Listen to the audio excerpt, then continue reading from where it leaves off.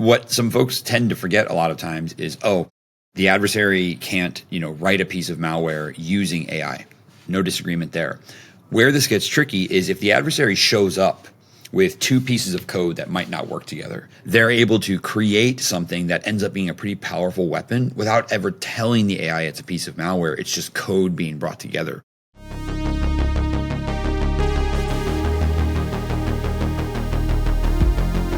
Welcome to the Cybersecurity Defenders Podcast Weekly Intel Chat. My name's Christopher Luft. I'm one of the co-founders of LimaCharlie, and I will be your host. Joining me today to break down the cybersecurity news being shared by the awesome InfoSec community is the one and only Matt Bromley. And don't forget, this podcast is brought to you by LimaCharlie, maker of the SecOps Cloud platform, infrastructure for security operations. Think of it as a backend for your MSSP, where everything is built API first. Scale with ease and confidence as your business grows. You can start today for free at limacharlie.io. Now let's get into it. How you doing today, Matt Bromley? Hey, Chris, what's going on, man? I'm doing very well, sir. It's good to see you, as always. I hope you're doing well. I mean, last time I think we talked about fall oncoming a little bit, and I hope you're still, enjoying some of that too, and getting a chance to, enjoy some outdoor time, do some things outside where maybe it was too hot before, and now you're not. Yeah, well, I haven't cooked a stew yet, but you can definitely feel the air changing. So I am looking forward to stews and sweaters. I do like this time of year, but I will take the lack of rain. Nice. Yeah. You look like you're in a different location today. What's going on? I am. My background is a little bit different. I'm coming to you today from lovely Bucharest, Romania, actually, which is very cool. And if any of the folks who I've worked with this week are listening, just so you know, if you hung around a little bit longer, you would have seen me record. But that's okay. We'll catch you on the next one. Awesome. Okay, let's jump into it. A lot of very interesting stuff this week, and I feel like we have to start with this one. I'm sure everybody's heard about it. A high-profile phishing incident has resulted in the compromise of several widely used JavaScript packages on NPM after a developer known as Quix, author of Chalk, Debug, and other packages, inadvertently clicked a malicious link from a fake support email. The phishing attack led to a full compromise of the developer's NPM account, allowing attackers to publish malicious versions of at least 18 packages, including Chalk version 5.6.1, Debug version 4.4.2, ANSI Styles version 6.2.2, Supports Color 10.2.1, and Strip ANSI 7.1.1. The phishing email appeared to come from support@npmjs.help, a domain which looks superficially legitimate, particularly on mobile devices where domain inspection is less convenient. Once compromised, the attacker used the access to publish malicious versions of popular libraries that are deeply embedded in the JavaScript ecosystem. These libraries are often transitive dependencies used indirectly by other packages, so their compromise could have ripple effects on thousands of downstream projects. While some of the affected packages, like Chalk, have already been republished to remove the malicious payloads, many others remain compromised as of September 8th, according to the developer's GitHub issue post. The developer has lost access to their NPM account and is currently unable to reset their password via the NPM recovery process.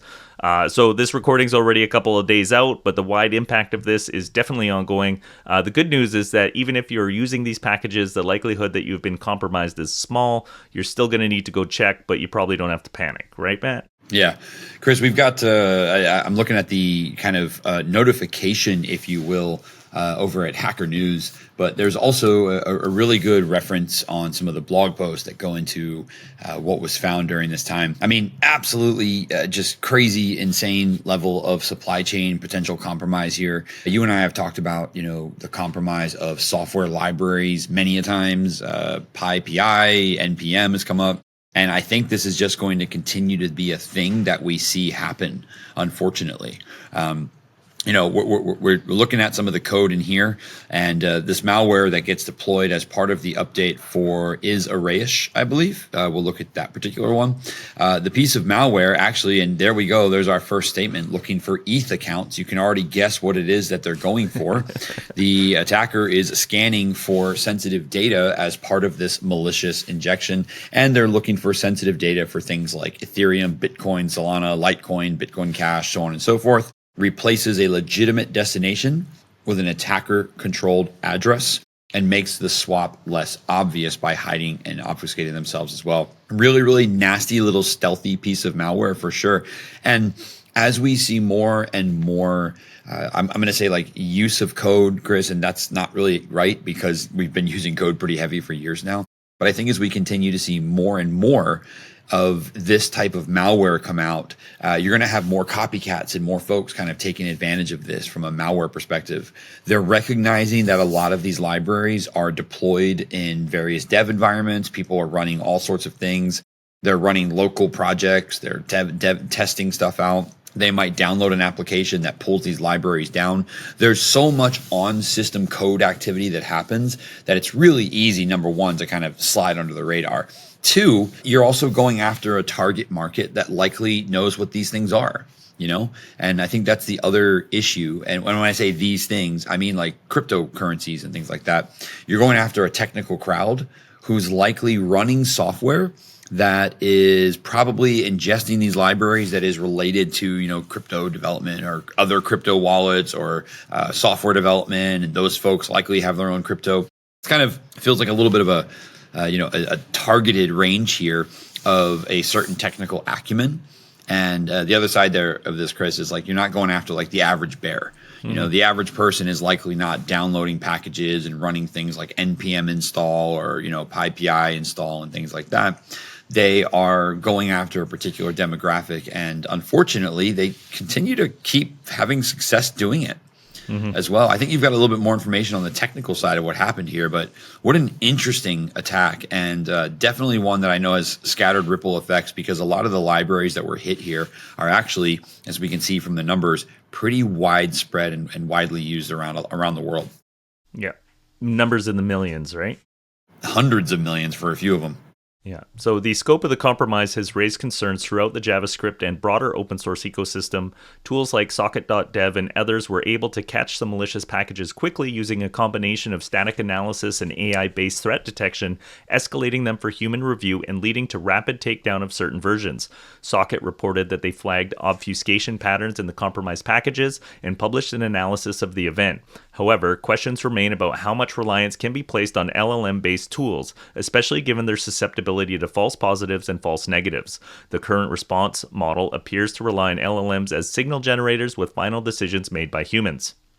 In the broader conversation, maintainers and security professionals have highlighted that this attack could have been prevented with stronger account protections like web auth, passkey-based 2FA signed package releases, or delayed publishing workflows. Some suggested that NPM should implement stricter publish time verification, rate limits for critical updates, and the mechanism to flag suspicious changes, especially in patch-level releases. There's also a growing sentiment that large platform maintainers like NPM, now under GitHub/Microsoft, should improve their incident response times and account recovery workflows. The community's rapid response may have mitigated some of the downstream risk, but the incident clearly exposes systemic weaknesses in how open source infrastructure is secured. So yeah, when this first popped, we had to do an internal huddle because we have a couple of these libraries in use in some of the tools that we build. And, luckily we weren't impacted because we hadn't updated any packages in the 4-hour window when this was live before anybody knew about it.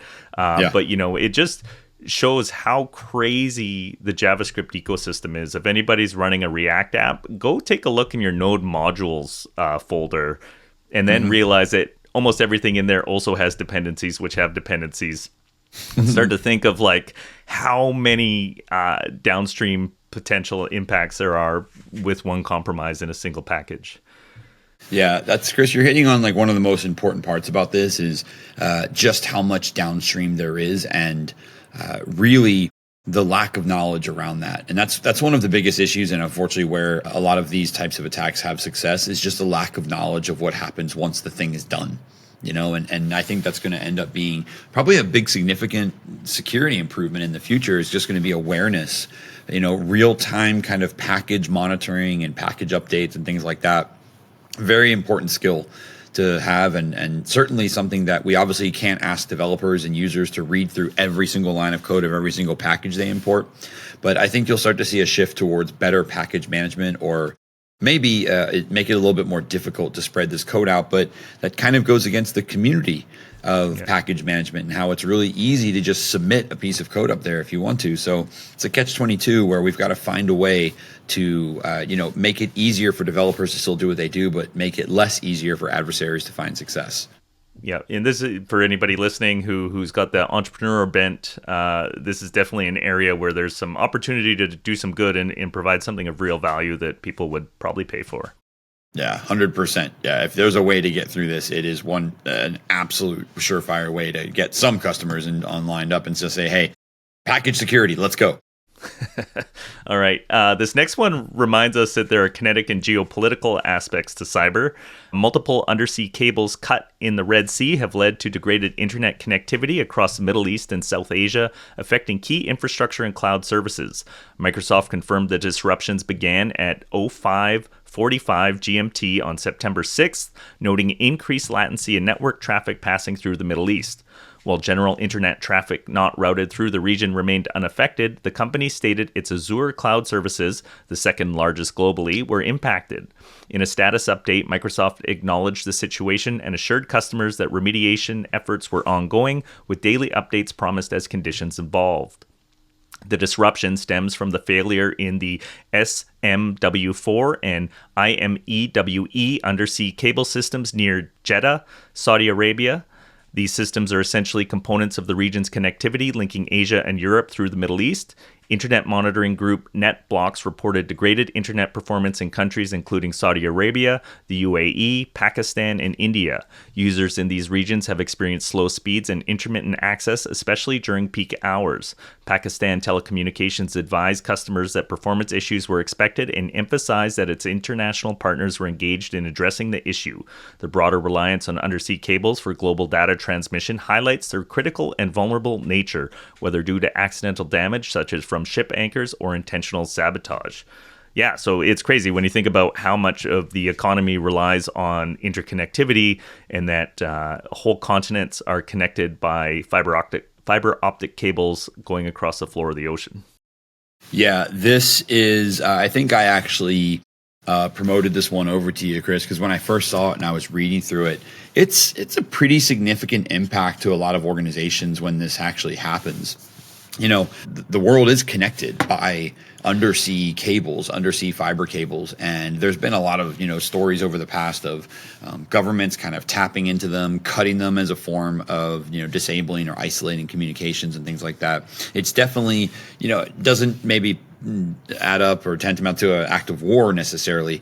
However, it can be a way to kind of control information in and out of a population, and you can see the entire region slows down when they unfortunately get that cut, and it can be a huge impact through there. There's, when I first read this, Chris, there's always this kind of joke that I think's gone around for a little while about like sharks eating the cables or something like that. But to your point in the very beginning about understanding the geopolitical impact here, that is really one of the things that need to be kept in mind is countries do have the capability to do this. There have been special seagoing vessels that have been built and structured with, giant saws or cutters and things like that with the purpose of cutting undersea cables. It's been seen before. We've seen governments do it before. I bring this up because, as you mentioned, it reinforces that, magnetism of geopolitical plus access to information warfare, if you will. And it's always a fascinating thing to see and read about, not fascinating in a positive sense. Looking through this one right here, I believe the ones who initially reported it were Microsoft.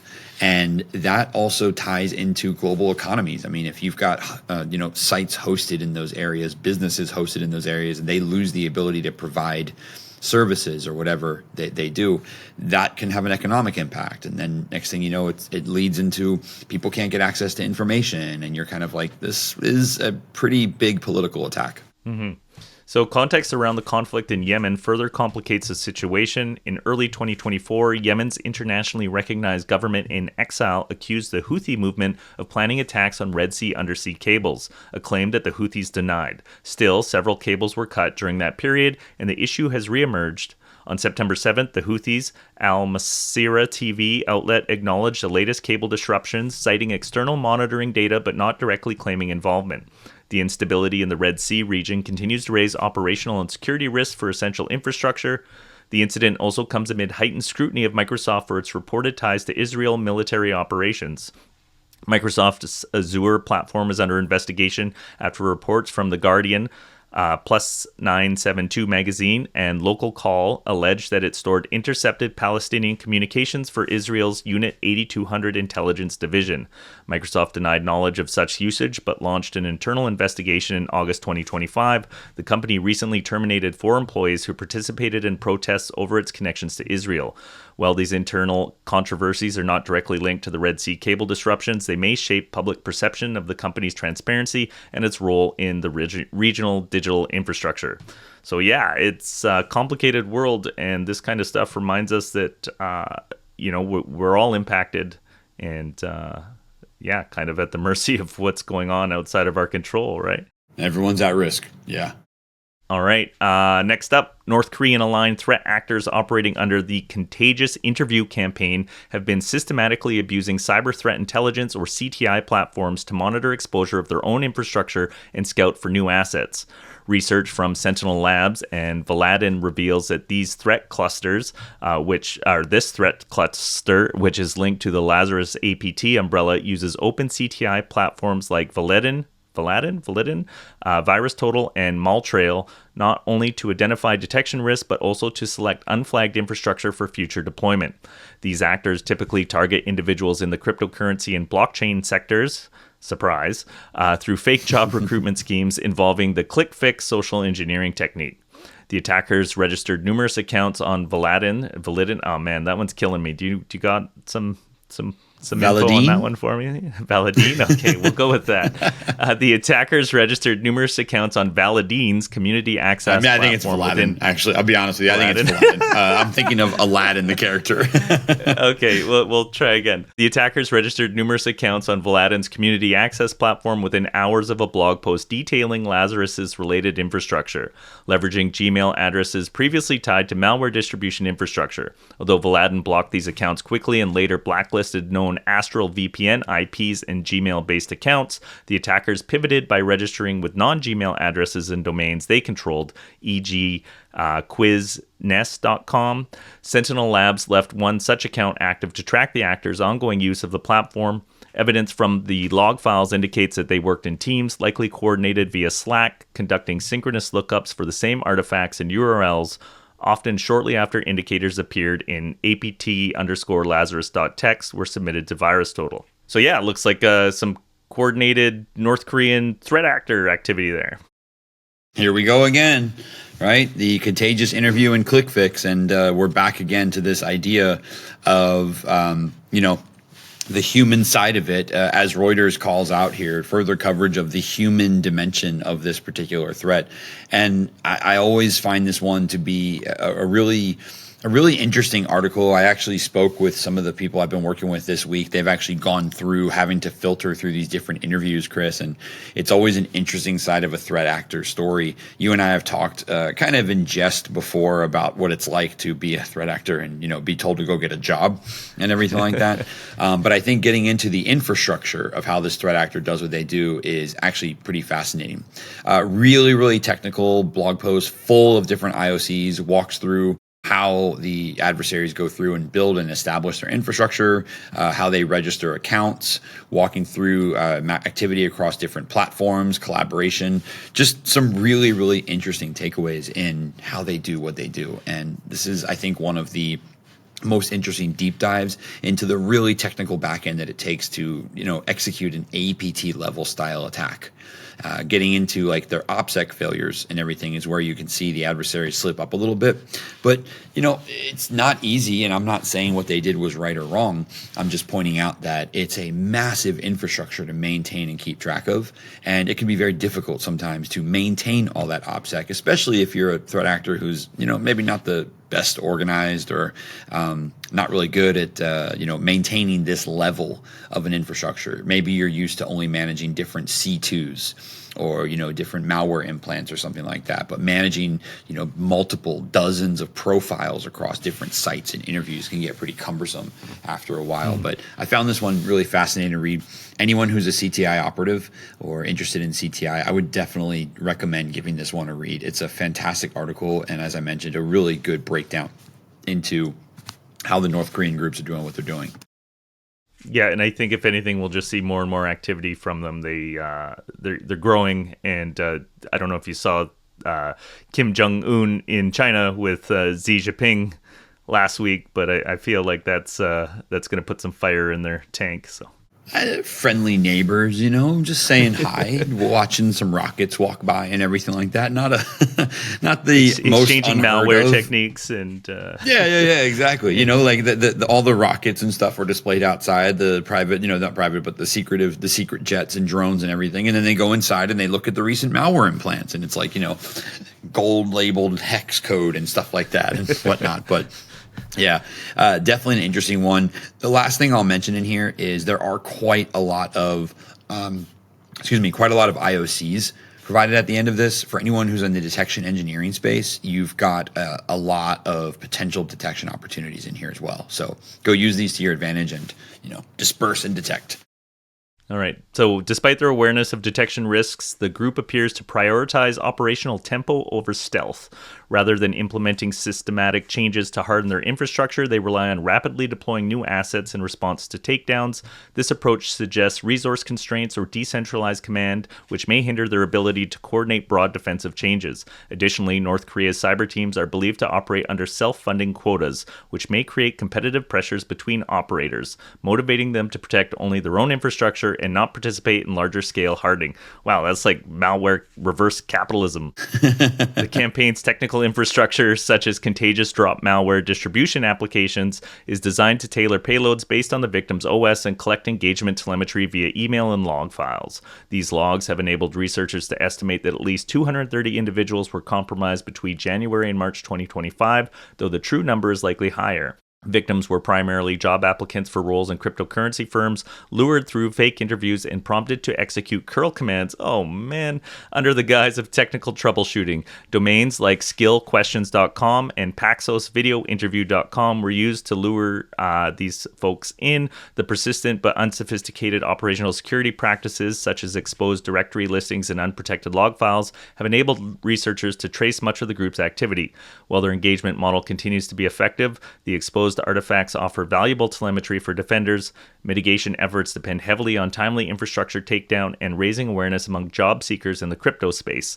Sentinel Labs emphasizes that collaboration between threat intel providers and infrastructure services is critical to curbing these campaigns and highlights the importance of exposing indicators rather than hoarding them in the interest of wider defensive readiness. And folks, please never, ever run a curl command that somebody sends you over chat unless it's your mom. And even then, why is your mom sending you curl commands? Yeah, exactly. No, show some caution when this happens. In fact, I will admit, Chris, one of the standard curl commands that you kind of just download and run, which is pretty tough, is brew. Installing brew on Mac OS is like one of the things where it's like, hey, just do this thing. And then they do offer an option of, if you'd like to see what we're doing, here's the script. But do you really need to see that? Just run it and we'll see what happens. All right. Researchers from Ontanu have detailed a sophisticated phishing campaign leveraging the Salty2FA phishing kit, a framework that reflects how cybercriminal tooling is increasingly mimicking enterprise-grade software in terms of design, capability, and operational maturity. The campaign, observed in early September, showcased a range of technical innovations that allow attackers to deploy tailored, dynamic phishing infrastructure with minimal friction. According to Ontanu's Reese Downing, adversaries are now managing phishing infrastructure with the same methodical planning that enterprises apply to their IT systems. The Salty2FA kit features session-based subdomain rotation, custom corporate theming, and the ability to impersonate 6 different multi-factor authentication flows.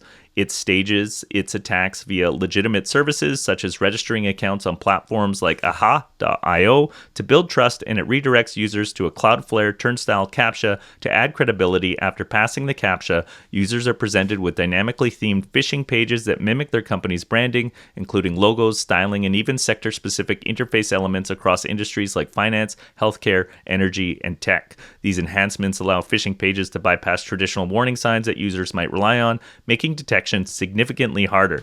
Man, I think this is the first time I've ever seen white labeled malware in the sense that you can like upload your logo and choose your colors and stuff like that.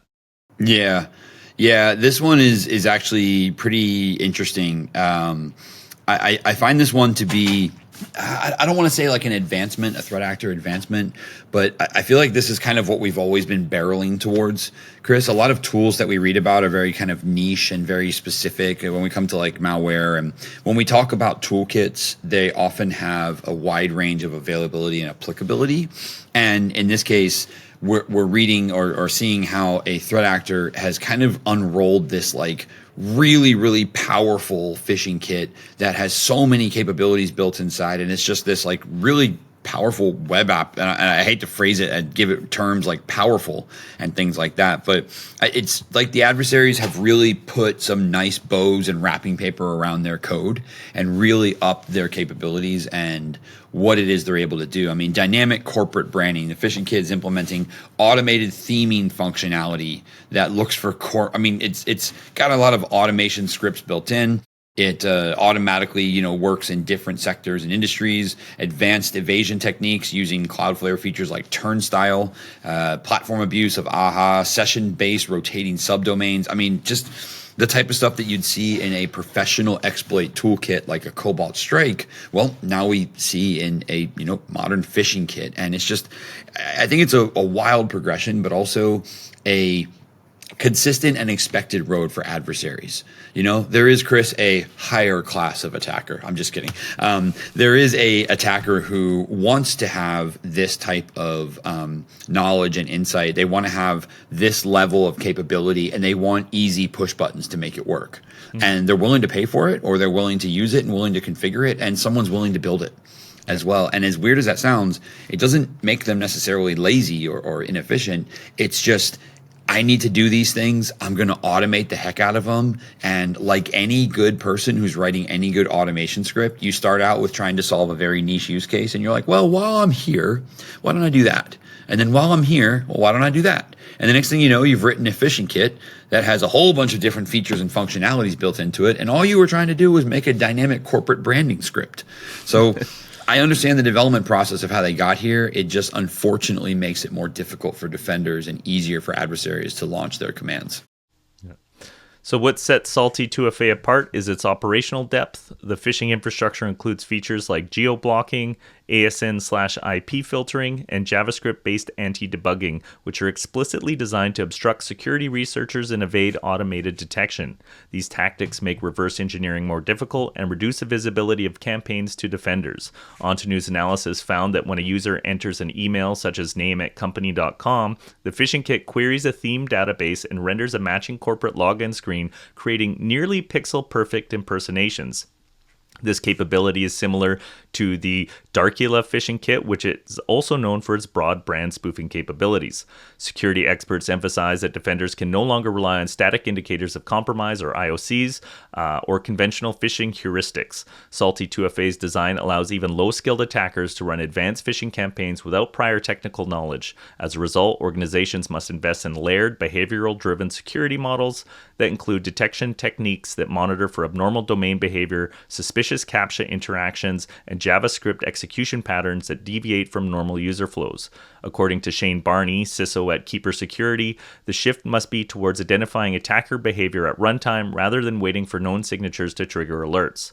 The broader implication here is that phishing kits like Salty2FA represent a convergence between criminal and commercial grade software.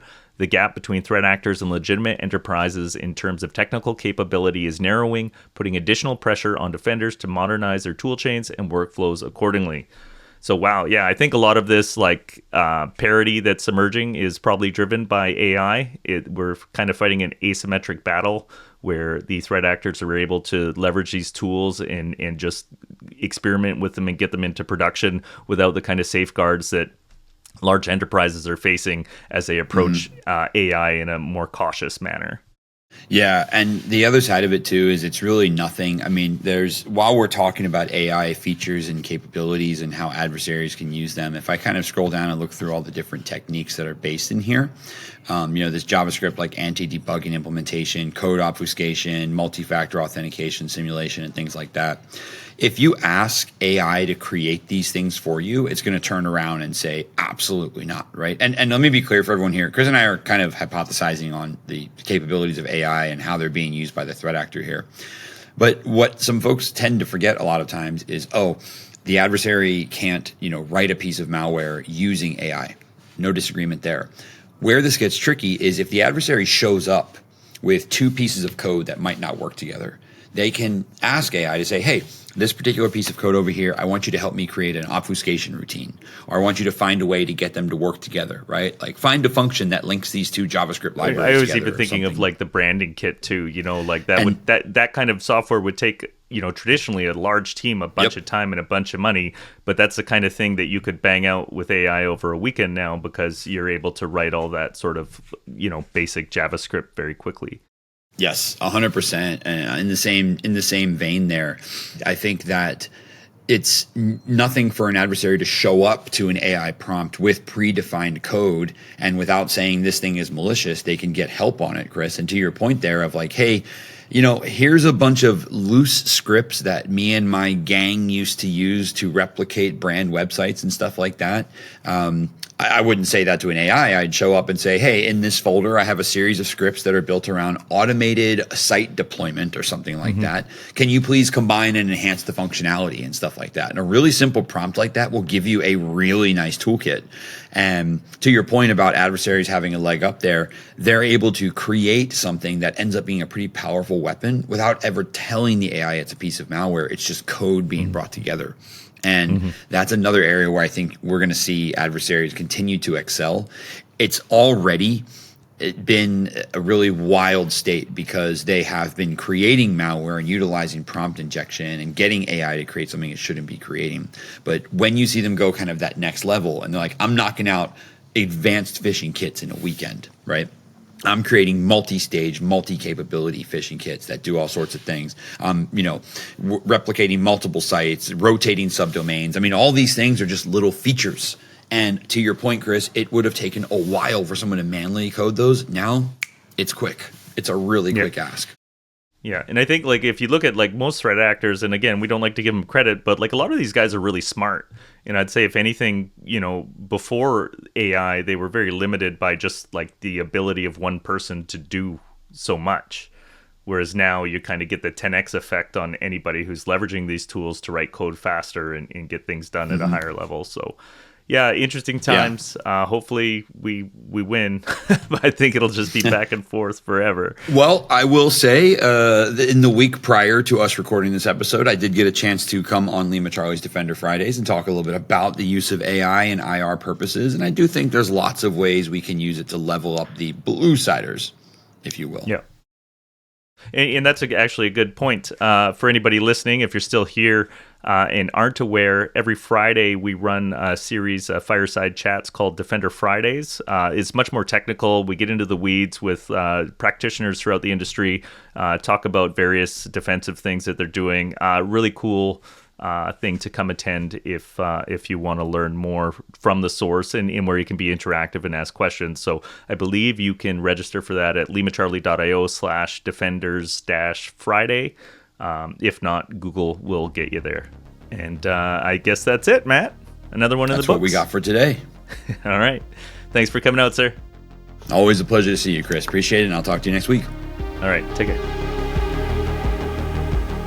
And that brings us to the end of another Intel Chat. You can support this show by sharing your favorite episodes with a friend or subscribing and giving us a rating or leaving a comment on your chosen podcast platform. If you want to be part of the conversation and access the intel we talk about in real time, You can join our community forum at community.limacharlie.io.